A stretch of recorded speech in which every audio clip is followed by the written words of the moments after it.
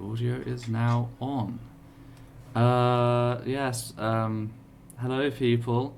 That was a thing that happened. First of all, we had a power cut. That was fun. I just thought it was just over then.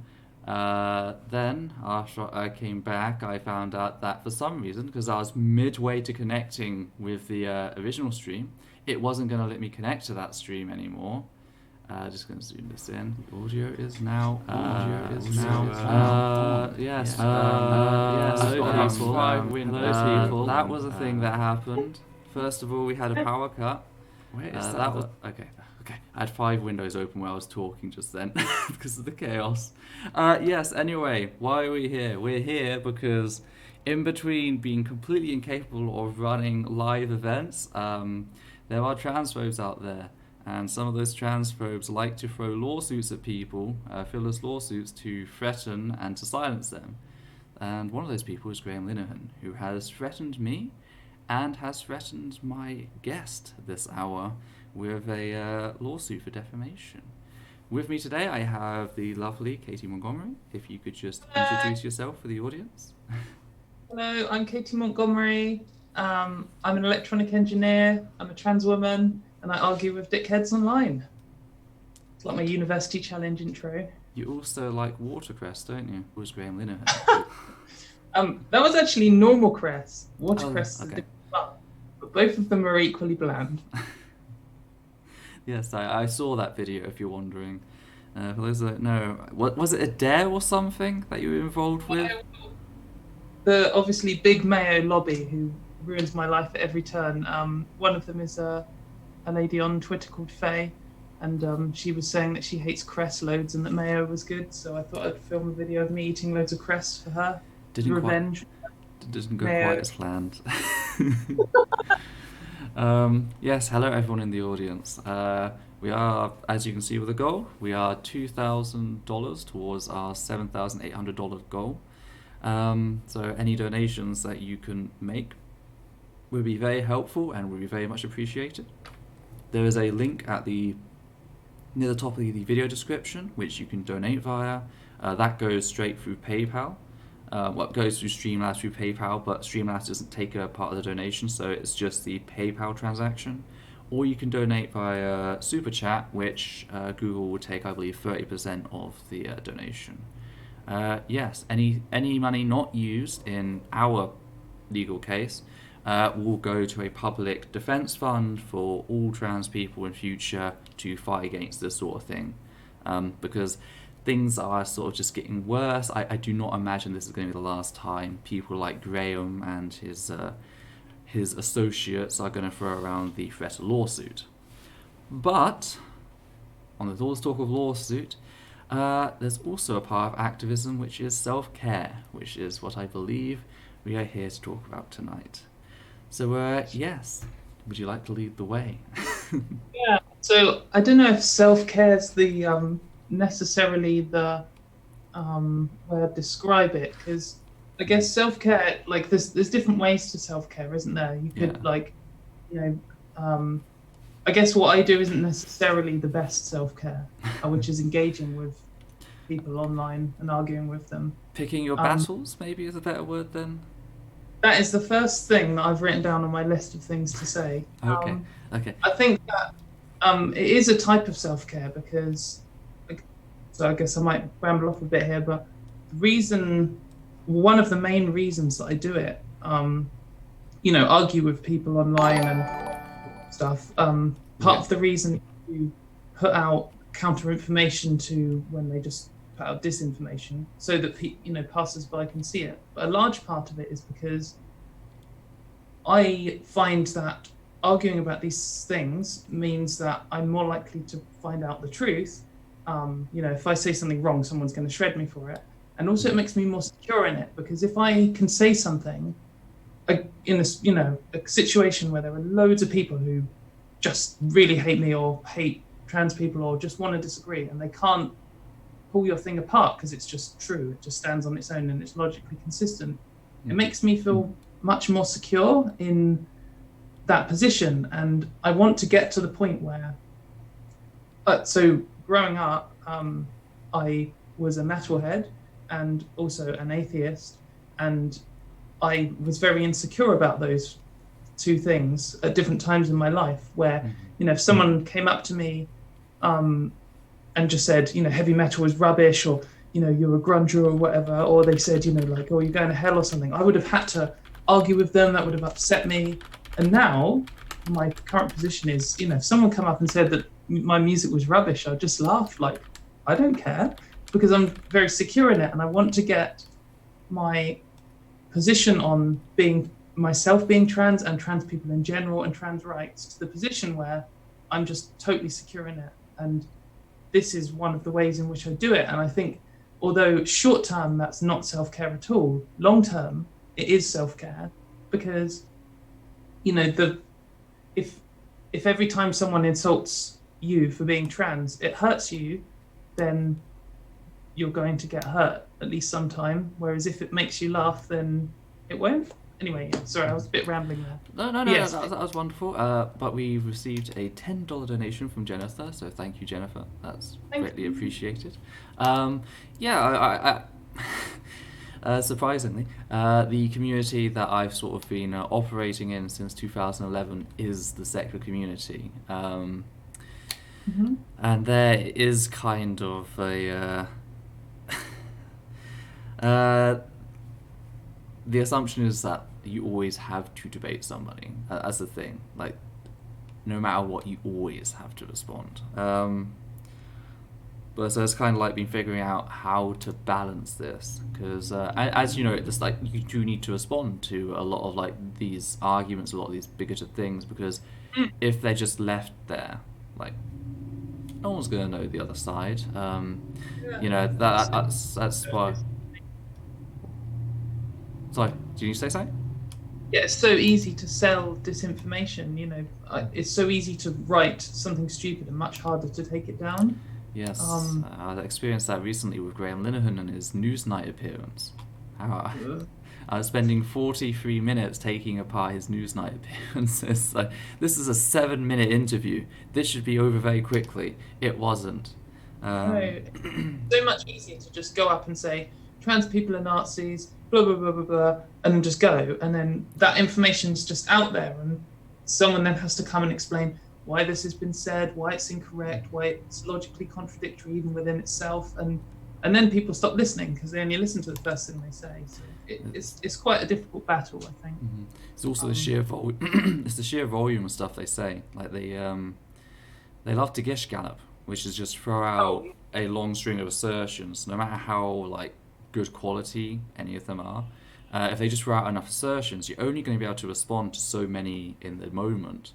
And whatever you don't respond to, that's taken to be true by default, on the fact that it was asserted and you haven't like defended yourself against it.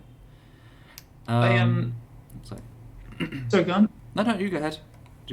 So another point that I was going to say, like, I guess maybe this is jumping ahead a little bit, but one of the things I do when I've decided to engage with someone for whatever reason, which perhaps we'll come back to in a sec, is always stay on topic. Like, pick a topic you're disagreeing with them on, and they are definitely going to try and change the subject. If you ever showed something they said is wrong, they're going to try and steer off it. Yes. And I never let that go. If they say something, you know, like, oh, trans women are dominating sports or something, and you say they're not dominating because, you know, less than 0.3% or whatever percentage of people are trans in the world, less than 0.3% of all the sporting achievements are trans people. So obviously, under no one's definition is they dominating. You can make another argument against trans people in sport, but this one is false. And they'll go off and they'll try and show you pictures, or they'll, you know, post a link of some horrible trans criminal or something. And you're like, no, earlier you made this statement and it's false. And I want you to acknowledge that before we carry on. And I think it's worth drilling down on that, to not let them, because otherwise they'll take you off into some other ridiculous realm, and before you know it, you're arguing about religion or Donald Trump or something totally unrelated. It's a waste of your time, and they've won, really, because they're there to waste your time and to just distract you. And so I think often when I'm particularly on Twitter, when I'm writing tweets, I often write out a tweet and then go back to the very first point that I made and think, am I talking about this first point? Because if I'm not, then kind of it's a waste of time. So yeah, I think that's a thing that I would recommend to anyone who's arguing, you know, any rational position on anything really, but particularly on trans rights. Stay on topic. That's sort of like the most basic courtesy as well. Like if someone is genuinely like confused about a topic and they're like saying something, they will stick with it. Like they will continue to talk about it as they try to figure it out. So if you see someone like actively like going out to evade talking about the subject of what you agree to talk about, that raises a lot of like red flags on, you know, does the stream get? No, the stream is it's on live, isn't it? Yeah, it's still live. That raises questions about like are they actually looking to have a discussion, or are they looking to have a monologue and just talk over you? Yeah, it's a good thing. So yes, sorry, I'm still a little panicked from our adventures earlier, because of course you were in the chat. I just cut out, blacked out, come back. Oh, I've got to set everything up again. Anyway, so I was trying to think where to go from this. I had notes. I could explain. So one thing that I just mentioned just now, which was deciding why and if you should engage with someone. And I think that often it's very easy to see someone saying something that's wrong, and you're like, this, you know, it's like the classic cartoon. There's someone's wrong on the internet. Like I can't go to bed now. And I think it's worth always having in mind, you know, clear from the outset before you press send, before you engage with someone, why you're doing it. And there's a whole host of reasons, but don't just like jump in. And one of them might be someone is wrong and you just want to, you know, vent some frustration, and that's fine, you know, that's a valid reason, but beware that often that just makes you more and more frustrated, and you really have to know that that's exactly why you're doing it. But I think that one of the main reasons we touched on before, which was countering disinformation. I think if all of the comments on the shitty Daily Mail article are, you know, trans women are evil or whatever, and just someone says all of these comments are wrong because of this reason, at least the facts are out there and someone can see them. That is a valid reason to engage. And often you can write a rebuttal and then just mute it, never go back to it again, because you don't really need to. You don't need to, you know, stress yourself out. That if your purpose was countering disinformation, you've done that. And yeah, if someone like has actual counter argument against you, they're free to write it and post it as well. That's the thing. If it's just going to be a load of bigots just screaming at you, then there's no real point in engaging with that.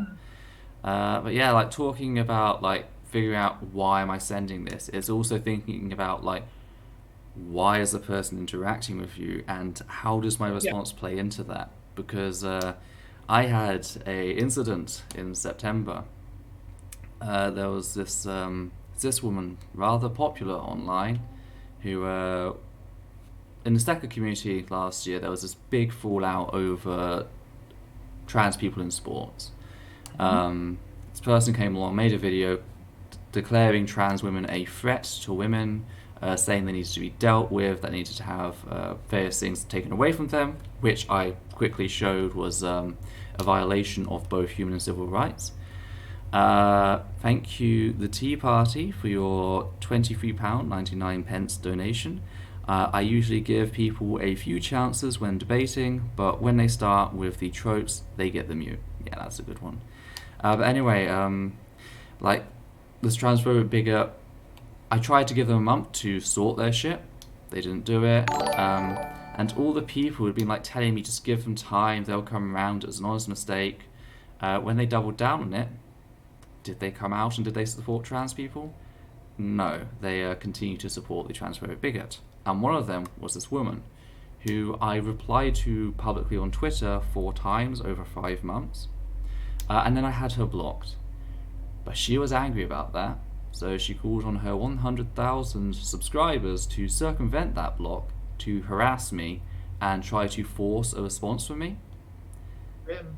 I didn't think about this. I still had her blocked, but I clapped back. I described exactly why I take an issue with her and her pretenses to be an ally, whilst being very friendly and publicly defending someone who advocates for trans people to be stripped of their human and civil rights. Not to mention, she has gone after trans people in the past, and she's also, it turned out, she'd been receiving emails from trans people who were like trying to like help her like see like why this is a big issue for the trans community.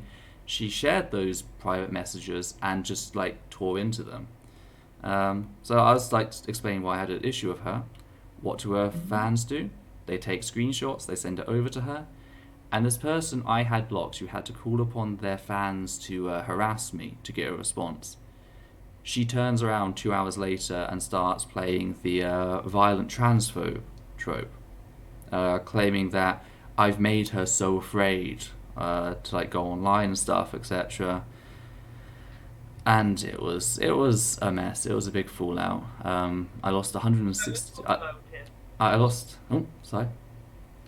I think that's called crocodile tears, isn't it? Yeah, I lost $160 in Patreon sponsors. Ugh. That was that was a big hit to my income. Even though I had the screenshot, which was her stating, "EOT still has me blocked. Can you all go around and like circumvent this block and like help me force a response from them?" Like it was all very open, but people didn't care about that. They just cared about feeding this idea of the angry trans person. So do be aware for that sort of thing, because that sort of behavior is a very common thing. They will push you and push you and push you until you snap back, and if your response is anything but the most polite, saint-like response, suddenly you're the bad guy. Yeah, I think that's very true. When you're ever a part of any minority group, like the prejudiced majority people will always try and position you as violent. That's like a standard. You see it in everything, about race, about gender, about sexuality. And I think that there's this one concept of tone policing, and I think that it's good to not like go around tone policing. If someone says fuck off, like sometimes you just need to say fuck off to a transphobe, and that's fair enough. So it's not always good to tone police, your friends and definitely do not tone police your friends. But like when you've got things at stake, like I'm not saying tone police yourself for like other trans, but I'm like think about what you want to say, because I think that you should, at the same time of bearing in mind this tone policing thing, at the same time you just need to know that what you do say is, regardless of whether it's whether it should be or not, there's going to be bad faith people looking to twist it. People are going to be judging you for it, and probably judging everyone with whatever minority status you have with it, and just be aware of that. Don't I think I've snapped before where I've just been really upset about something because someone's been kept going, and I always make sure I never actually send replies when I've got to that position, because my kind of view on disagreeing with people in general, and I think it's how I naturally am, is to just never act in raw emotion. And I think that generally when you're emotional in any way, happy or sad, you make worse decisions than when you're not. And it's never important enough that it's worth acting on, raw upset or whatever. Which is sad, because it's something that like cis people don't have to think about when it comes to their cisness. Like they can have emotion. We've got to be logical, calculating supercomputers. 24/7. HRT and you're going for a second puberty. So it's all respectability politics is another term for it. Sure. And be aware that people do that, and like that should be part of your if you've decided you want to counter misinformation or you've decided you want to argue with people, be aware of that, because it's a real force and people use it whether they mean to or not. Lots of transphobic people will use this respectability politics angle even if they don't really know what it is or anything, because it's just what humans do. It's a sad fact about human nature. Yeah. But so anyway, so on another thing I wanted to say about touching on emotions and the sort of self-care idea is, when I'm engaging with people, I do my best to just totally emotionally disengage myself. So I don't want to be upset or personally involved in it, because it does become way too much, way too quickly. If you actually realize what you're doing, you're engaging with someone who wants to take away your rights, or who thinks there's something wrong with you. It's so easy to get upset, and I just have to not do that. And one of the ways that I do that is I never talk about myself. I don't ever say, I as a trans person do this, or I think this, or we do this, or our whatever. I always try and talk about it as if it's a separate group. Like, someone will say trans people are like this, and I say no, trans people are not like that. There is no evidence for this because they don't do this. I don't ever try and say we, or I don't ever try and bring in my own experience unless it's really relevant.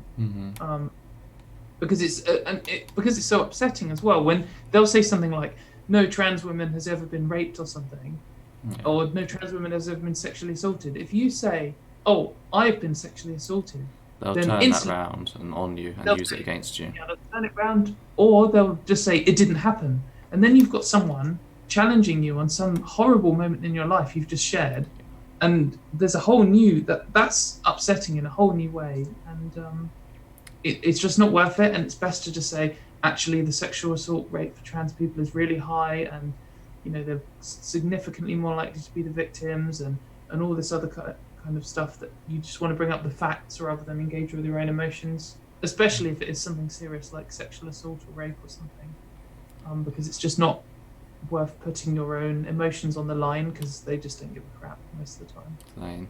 It's amazing how quick you can pick up a toxic label just for responding as a human being. It's often not worth responding as a human being. That's like such a sad thing, which is why if you're responding to someone, they say some egregious shit, my advice is just block them. Block them and walk away. The last thing you want to do is make things harder for yourself. Look after number one. If you're just feeling, what, I can't deal with this bigot right now, just block them. There's no shame in blocking. There's no shame in turning off the computer. There's no shame in ringing up your friends and ranting about it. There's nothing. There's this thing on Twitter where if you block them you lose. Which is very funny, because the people who make this dance also often block people, and it's yeah, of course, everyone blocks someone. Blocks, yeah, but there's a reason we have a block feature. It's a security feature. You can also report as well. You can report before blocking. That's another good option. Twitter probably won't do anything. Oh, sorry.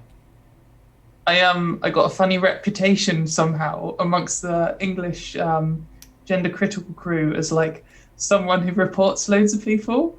It's quite funny because I'm actually I have a really, really high threshold for blocking or reporting people. I almost never do it because it's worthless. It's useless to report people lots of the time. I'm not saying everyone should stop doing it, but I personally am quite lazy with it, and I know a lot of other people do a lot of it and they get a lot of success with it and so on. Anyway, but just I report very few people, less than one a week, and I reported some big account that had misgendered me. I think it's more important to do it for the big disinformation accounts, and just by complete fluke, Twitter suspended them, and because it was their final warning for, I presume, harassing trans people, they got properly suspended.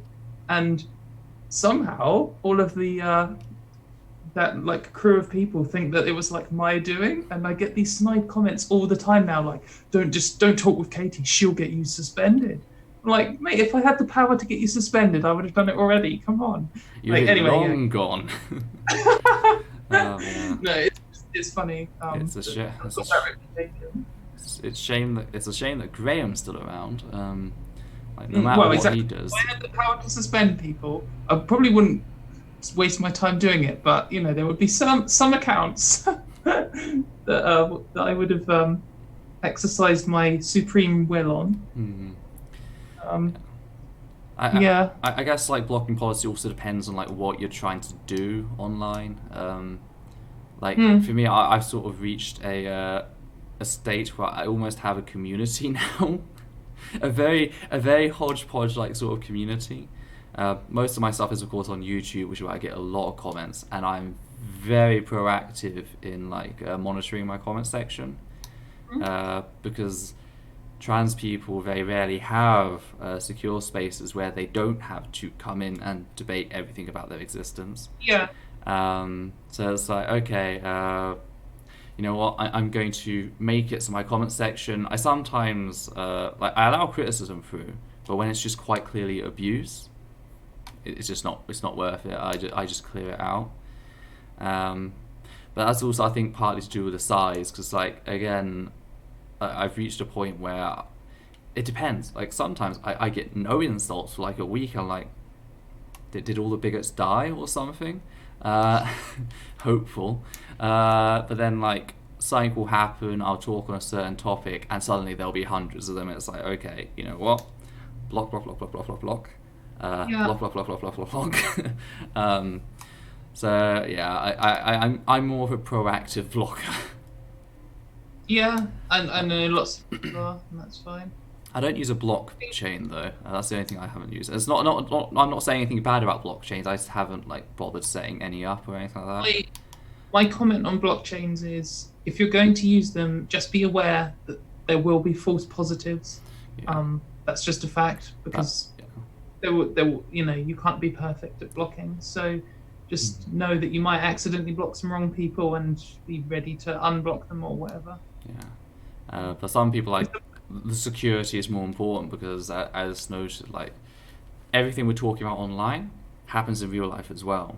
Like just living your life. If you're in a store somewhere, or if you're, I don't know, making sandwiches, you know, like a certain fast food joint or something, like, and someone clocks you, like the same sort of shit can happen there. They can make your life absolute hell, and because you're also employed at the time, you've got to be very careful what you say. So it's like this continuous emotional labor. So some people just come online and they just want to escape all of that, and I completely get that, and just like take the block list, you know, sort of thing. Just take that approach, scatter shot. So I guess on that topic as well, like I don't hold any ill feelings towards someone who uses huge block lists or whatever. But also I don't mind if you're a trans person or anyone and you need to block me or mute me for your own like mental health. And like that's cool. I'm not holding that against anyone. Same for me. I don't hate trans people for not watching my videos. Video watching mandatory, but no, like honestly, again, it's looking after the number one, and first of all, that's like the self-care in like if you got to go away, if you got to block, if you just want to relax after a long day of emotional labor, do that. But if you want to get involved, pick your battles and like maximize your impact. Which I don't know if I can say I do. Like, I might be able to do more if I did other things. And if anyone has any ideas, please tell me. But that's the thing. Like, I think it's so hard to know what is the best thing. How do you know? And I'm just addicted to arguing with people, and it's what I'm good at. So it's very hard for me to do anything else. With me, I don't understand. Some people say I'm like the most mellow person, and then some people I say like I'm this raving monster. So I think there's no like way that you can make everyone pleased. But something I also want to acknowledge in this is if you have a style of like responding and someone comes along and tells you, oh, you can't do that, you have to do this way, that's like can be the most useless sort of advice. And the reason I'm saying that is because different people can have different styles and reach different people. Yeah, Like, different skill sets mhm. achieve the same thing sometimes. I mean, some people are really good at convincing other cis people. Sadly, in the society we live in, that's mostly the more passing trans people, because Yeah. just not being passing itself can seem to be like an affront, an attack on people. Like, oh, you're judging me. Mm, It's kind of the same response that like vegetarians and vegans get. Like, if they even acknowledge that they're vegetarian and vegan, not said anything, just acknowledge, oh, I'm vegetarian.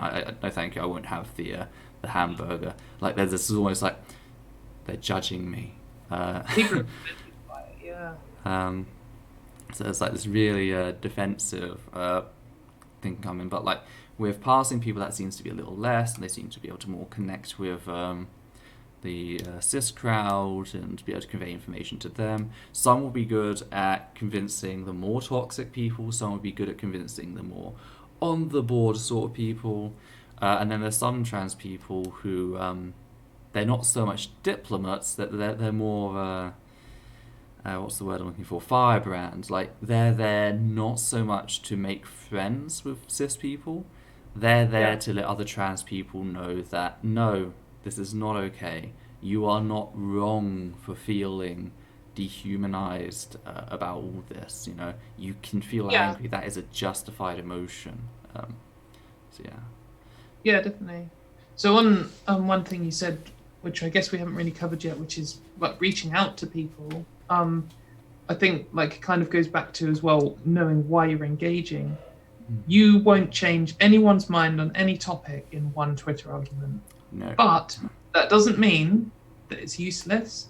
There are, there are people who have messaged me and say they've had their mind changed, Mhm. and there are, people have gone right from the full extreme, really into the like gender critical stuff, all the way over to like, being supportive of trans rights or whatever, and giving, I guess, going into a conversation, giving someone space to learn is a valid thing. If you go in expecting them to change their mind straight away, it's not going to happen. But you can go in with the expectation of providing them stuff to think about over the coming months.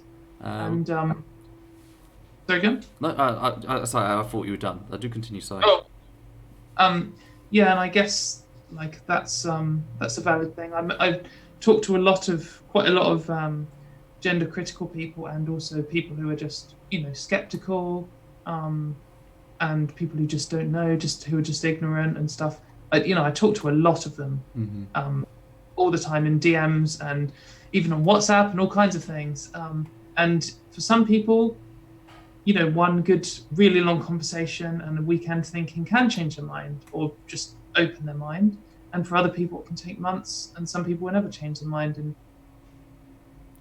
as long as you're not invested in the idea of changing this person's mind, you've just got to know that you're providing the information for them to think about, and that's the best you can do. Your self-worth is not tied up in what bigots do. Yes. You've put the information out there. You stood up for yourself. That in itself, feel proud for it. Or you've walked away and you've taken care of yourself. Feel proud of that. Definitely congratulate yourself if you. Well, I mean that sounds really smug and congratulation, but like Society isn't going to congratulate trans people for existing through the shit that is the transphobic world right now. So yeah, take it for yourself. Yeah. Not smug, just take it for yourself. Be smug if you need to be smug. Yeah, so I've got another thing if you want, unless let's change the subject. There was a point. Oh yes, I was talking about speaking, like changing minds. We actually have a term for it in the secular community. Oh yeah. We call it planting seeds. That's right. The seeds of doubt. Yeah. Yeah, planting seeds. And I've had people like not on. I've had people on LGBT plus topics, but I've had some people come back like 3 years later after I've like responded to them, say like you actually really got me thinking, and I looked into this, and actually you were right. I just wanted to come and apologize to you. Like it can take years, but like they will remember distinctly your interaction as the changing moment, and they will still come back and they will still like tell you that. So it can happen. In the end, if someone is the kind of person who thinks about stuff and you give them a fact which doesn't fit in with their worldview, then I mean, where else can they go? They can either like double down and become like some crazy cult member of cognitive dissonance, or they're going to have to just address their worldview. And I mean, we've our position, or my position on trans rights and LGBT rights and women's rights has the advantage of being logically consistent. That's a challenge for anyone who disagrees. But they might have more scope to, or more influence to disinformation everyone, but you've only got to say something that's true, and you can't, it can destroy a whole worldview. It was just, otherwise if they go into like cognitive dissonance, it's just going to increase their discomfort level like repeatedly until eventually they have to deal with it. I know, I was quite surprised because I only know about the concept of cognitive dissonance for reading about cults and things, and talking to the ex-gender critical people that I know, quite a few of them, all of them, without me mentioning it, brought that up as one of the things, like one of the main things that broke them out of it, was cognitive dissonance, and it's like really uncomfortable and painful, and it is interesting as a concept. It's worth learning about, I think. It shows that it is an ideological trapping. As much as they like to talk about the trans ideology, which is actually the scientific paradigm right now, like demonstrable and based in evidence, when it comes to what they say, it's just the same old shit recycled from every other bigoted like campaign. It's all the same. I mean, gender segregated toilets came around in the like Victorian era because working class men, they will rape our upper class women if we don't like separate the toilets by gender. And then later on, of course, we had ethnic segregation of black people will assault white people in bathrooms and all this, and then it moved to sexuality and like, you can't have a gay man in the boys' bathroom or whatever. Yeah, or and lesbians. Now, or lesbians in the women's bathroom. Like now, of course, it's trans people. It's just the same old recycled thing again and again and again, and it will fall eventually. There'll always be those who cling on to it, but it will fall eventually. Yes, I mean, there are still people out there who think left-handed people are evil, so you never completely eradicated it. No. Sadly, bigotry is pervasive. Humans are idiots. That's the problem. So I guess one other thing I wanted to say about like talking about opening people's minds and things.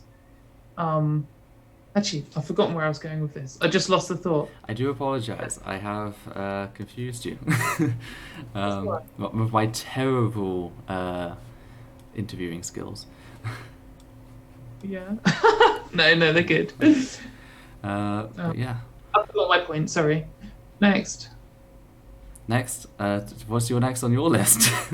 I was expecting the conversation to go in a completely different direction. The next thing on the list is just general debating thing is tell the truth, concede when you're wrong, be honest, and have integrity. It's better. Sorry? I was going to supply your sources.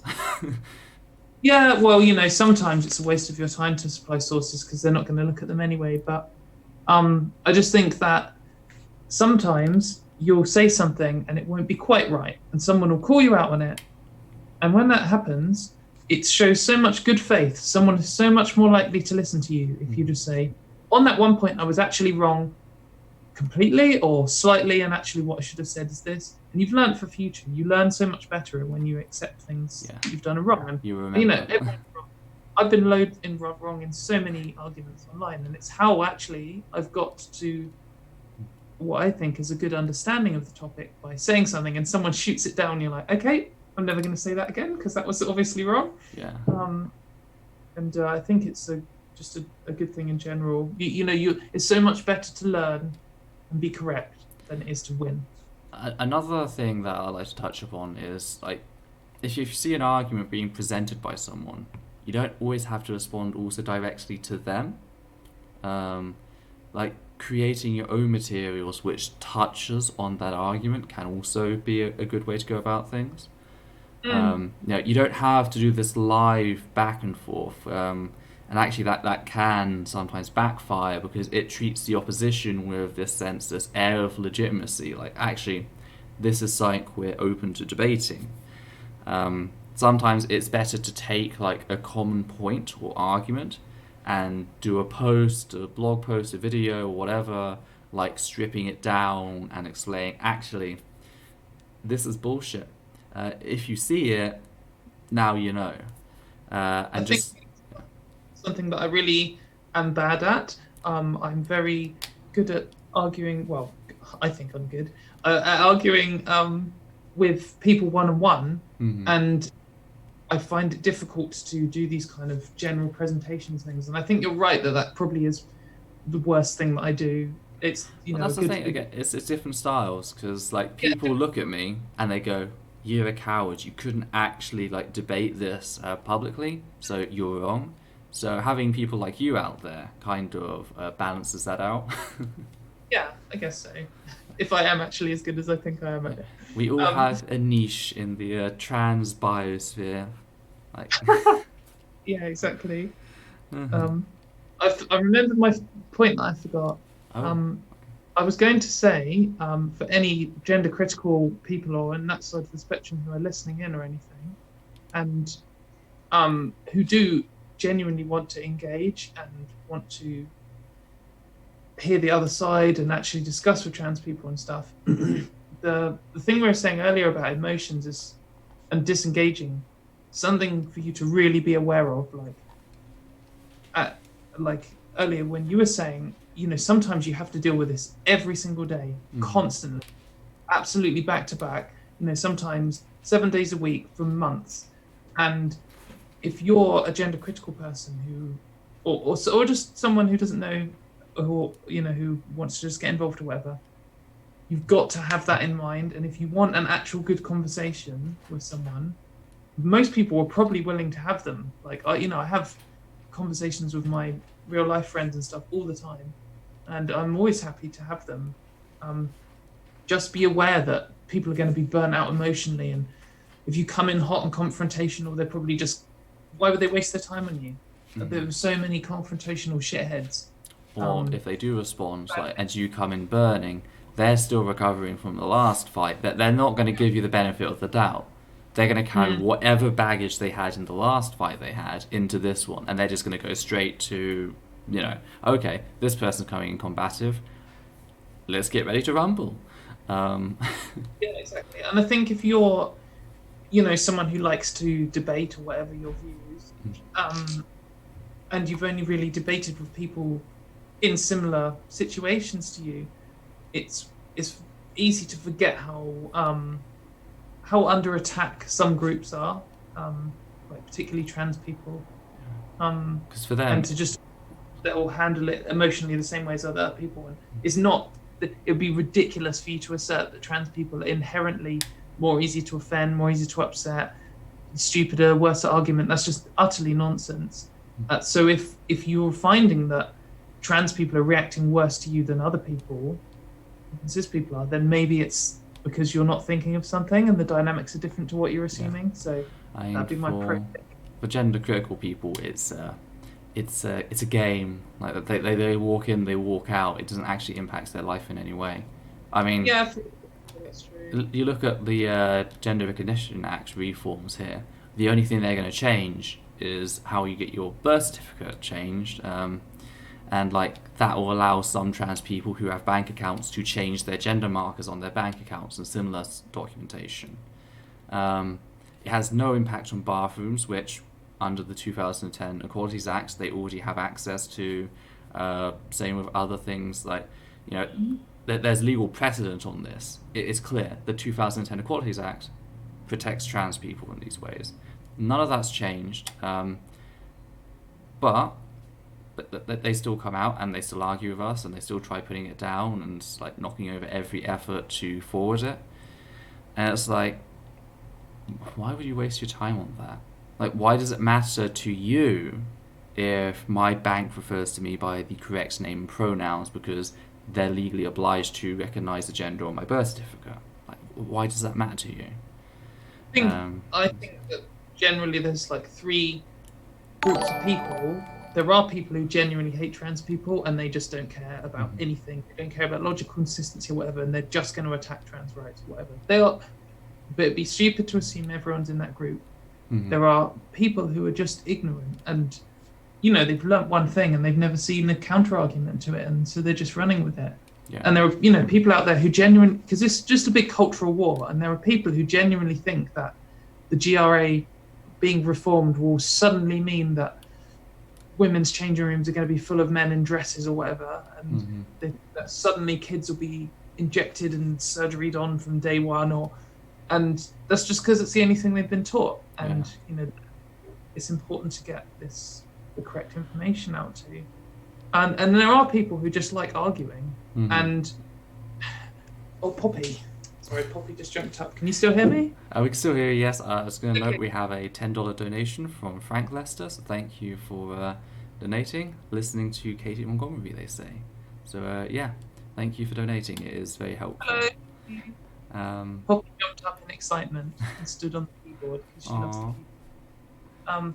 But yeah, I think that there is different reasons why people do it, and it doesn't affect them, but some of the ignorant people think it does affect them. Yeah. And it's important to show them that, like, if the absolute most extreme, insane in your mind version, TRA, trans rights activist, like crazy theory passes, your life, just will not be any different at all. Yeah. Even in your craziest vision, because your craziest vision, lots of people are like, oh, trans women could be able to do what they want, already can. But if your craziest, anti-trans position passes, it's going to ruin a lot of people's lives, not just trans people's lives. In fact, mainly, I would say, cis women's lives, because they're the ones who get targeted, yeah. There are more cis women who will get accused of being trans than there are trans people, full stop. Mhm. So it's That's a very common thing we saw in the US with like the bathroom debates in like Houston, etc., and everywhere else after that. It was this ripple effect of like any cis woman with short hair being approached. Yeah. Because do you think trans women are more likely to have? Do you think trans women can't grow hair? Like, what are you doing? It just falls out. It just naturally falls out after a certain length. It's like, did you see that? Did you see that brilliant post about how to spot a trans woman, like for lesbians? And it's like, look at their ass hair. It's curlier than it should be, and yeah, you got to see, because they're like, oh yeah, X, Y, and XX ass hair is both curly, but they curl in different ways or something. It's just like measure their skull and see how long they're. Get the phrenology out. Yeah, it was the same thing, and it's just a list of things that, like half of all cis women have. It's just crazy. It's just so paranormal.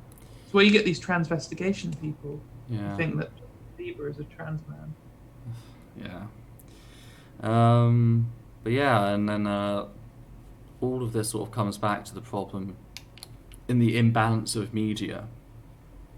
As much as they like to pretend there's some trans cabal operating in both the UK and the US, if you actually look at the media outputs and what they're pumping out, it's not pro-trans. The message is overwhelmingly negative towards trans people, and that's sadly why trans people feel the need to turn to social media as their outlet, as a way to have a voice, as a way to take part in the conversation. Because currently, let's invite Graham Linehan on, okay? Let's just not get a trans person on to counter them on anything. Yeah. It really is incredible. I mean, you would think if there was some kind of powerful trans lobby that we'd get at least one positive media article ever. Or I don't know. There's, at minimum, there's like 5 negative trans articles in the major news things every single week for like 3 years now. Or even a day. Like I've seen, like, it's ridiculous. If you count all of Yeah. the UK papers, it's an onslaught. There's not one single UK news thing which is pro-trans in the same way that there are several that are anti-trans. Like the Times, like for example, the BBC will at least pretend to be balanced, Yeah. and it's often, but at least they pretend. The Times doesn't care. The Times just full on hates trans people every single week, like clockwork. Times, Turns out, Daily Fail. yeah, all of them. But there's no at all news source which does the same thing for trans people. Not even the crazy, there's just nothing. There's nothing, and it's just ridiculous to think that you're part of some silenced group who can't say what they really think about trans people when 99% of media coverage is exactly what you're saying. The closest we got is like Pink News, which still takes like a very neutral stance. Like they very rarely say anything themselves. They most often quote people. People like Katy Montgomerie in in a certain article that disappeared, which that was a little scary when that disappeared, because I was like, did they actually receive a legal notice from Graham, or did they proactively remove it, or so how did you feel when you saw the article had gone down? I know that often when it comes to, I don't know much about law, and I know that often when something, there's some kind of legal battle happening, the lawyer's advice is don't say anything, just keep all the evidence, but don't like push it and all this kind of stuff. So I assumed it was part of that, either that or they just didn't want to get in a legal battle at all. Yeah. Just talking abstractly rather than about this in general, this specifically, just like when one entity has lots of money and the other entity doesn't have lots of money, it doesn't really matter who's right. I don't think in a lot of cases, because rich people win at law. So might makes right. Which is depressing. Yeah. And oddly enough, we don't have, like, we're not all receiving checks from certain billionaires like that they claim. We're not that rich. We have to fundraise and beg people for money. Every person I know is poor. Like 95% of them. So yeah. But anyway, you like watercress then? I like cress and I like watercress. I like cress. Sorry, yes. Slightly lighter note. But yes, it's coming up to an hour. It has been an absolute pleasure having you. I'm sorry about the scare with the power cut at the start. It's all right. It scared me a lot more than it scared you, I can guarantee you that. So yes, and thank you for all the lovely people who turned up and donated. It's been wonderful. If anyone has any questions, then feel free to hit me up on Twitter. My DMs are open. Yes, Twitter is Katy's Twitter is linked at the top of the description for this chat, so you can access it there. I believe she's also in the process of starting a YouTube channel where she talks about things. I know you've had a music channel for a while. Yeah, I don't really know what I'm doing. I'm just kind of winging it, which is basically how I don't know why anyone follows me on Twitter. I'm just like a dickhead who wings it. So I'll see if I can do that on YouTube as well. That's how we all start, and then by give it 5 years down the line, you'll have like headsets galore and different microphones and yeah. So yes, thank you for turning up. In half an hour, I will have my next interview with Casey Explosion, and that is about trans rights from an Irish perspective. So yes, I will see you lovely folks then. And with Bye. that, take care, and remember to do your bit.